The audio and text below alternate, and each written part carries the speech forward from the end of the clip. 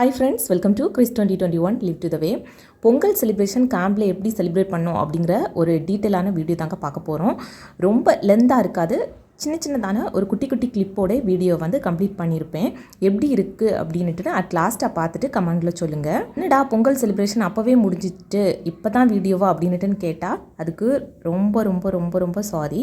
எதனால் அப்படின்னு பார்த்தீங்கன்னா கொஞ்சம் ஹெல்த் இஷ்யூஸ் பிள்ளைங்களுக்காக இருக்கட்டும் எனக்காக இருக்கட்டும் மாறி மாறி சளி இந்த மாதிரி இருந்துக்கிட்டே இருந்ததுனால வாய்ஸ் ரெக்கார்ட் வந்து கொடுக்க முடியாத ஒரு சூழ்நிலையில் இருந்துச்சு. அதனால தாங்க இவ்வளவு லேட் ஆனது.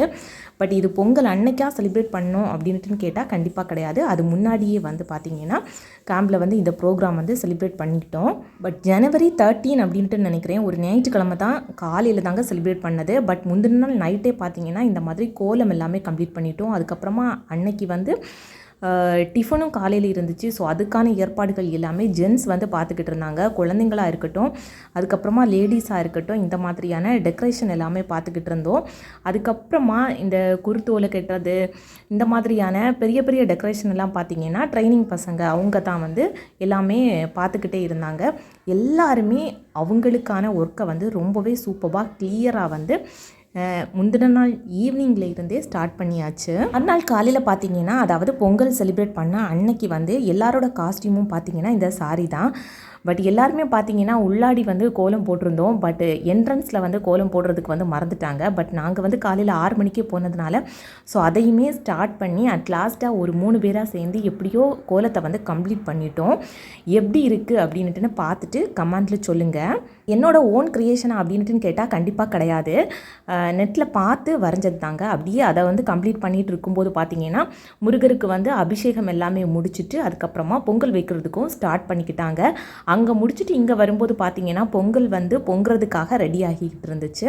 அட் லாஸ்ட்டாக பார்த்தீங்கன்னா பொங்கலும் சூப்பராக பொங்கி 4 பக்கமுமே இந்த மாதிரி சூப்பராக பொங்கி வளைஞ்சிச்சு. ரொம்பவே திருப்தியாக இருந்துச்சு. பட் ஒவ்வொரு சைடும் வந்து பொங்கும்போது ஒவ்வொரு ரிவ்யூ வந்து சொல்லுவாங்க. பட் அதுக்கான ஃபுல் டீட்டெயில் வந்து எனக்கு தெரியாது. உங்களுக்கு தெரிஞ்சிச்சு அப்படின்னுட்டுனாலும் நீங்கள் வந்து கமெண்ட்டில் வந்து தெரிவிக்கலாம். தெரியாதவங்க வந்து தெரிஞ்சுக்கட்டும். ஆல்ரெடி வந்து பொங்குறதுக்கே ரொம்ப லேட் ஆகிட்டு. பட் நம்ம சைடெல்லாம் பார்த்தீங்கன்னா இந்த தென்னையில் இருக்கிற அந்த கொதும்பெல்லாம் வச்சு நம்ம வந்து ஈஸியாக பற்ற வச்சு எடுத்துருவோம். பட் இங்கே அது வந்து கிடைக்கல. இந்த விறகுல தான் பற்ற வச்சது அப்படிங்கிறதுனால வந்து பார்த்தீங்கன்னா ரொம்பவே லேட் ஆகிட்டு.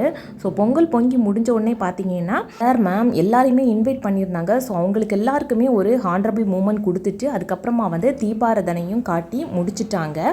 அதுக்கப்புறமா பிரசாதம் எல்லாம் வாங்கிட்டு அதுக்கப்புறமா தான் பார்த்தீங்கன்னா பொங்கல் வந்து கம்ப்ளீட்டாக ரெடி பண்ணி எடுத்துக்கிட்டோம். பொங்கல் எல்லாம் ரெடி பண்ணி எடுத்ததுக்கப்புறமா தான் பார்த்தீங்கன்னா சாப்பிட்றதுக்கும் ரெடியாகி போயிருந்தோம். அன்னைக்கு வந்து ஃபுல் சிறப்பு யாருக்காக அப்படின்ட்டு பார்த்தீங்கன்னா நம்மளோட முருகருக்கு தான். காலையில் சாப்பாடு டிஃபன் அப்படிங்கிறதுனால வெண்பொங்கல் இருந்துச்சு. எனக்கு ரொம்ப ரொம்ப ஃபேவரட்டான டிஷ் அப்படின்ட்டுனே சொல்லலாம்.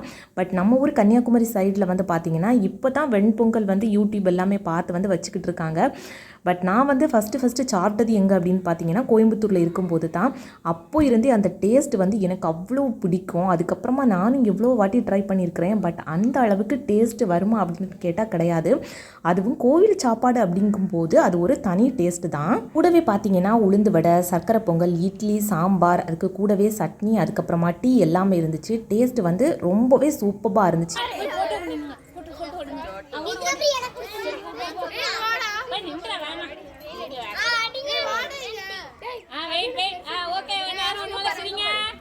சாப்பாடெல்லாம் முடிஞ்சதுக்கு அப்புறமா பார்த்தீங்கன்னா அதுக்கப்புறமா ஃபோட்டோ ஷூட் தாங்க. பெரியவங்க வந்து ஓரளவுக்கு வந்து ஃபோட்டோ ஷூட் வந்து முடிச்சாச்சு. பட் இந்த சின்னவங்களை தான் மேனேஜ் பண்ணுறதுக்கு வந்து எல்லாருக்குமே அவ்வளோ டிஃபிகல்ட்டாக இருந்துச்சு.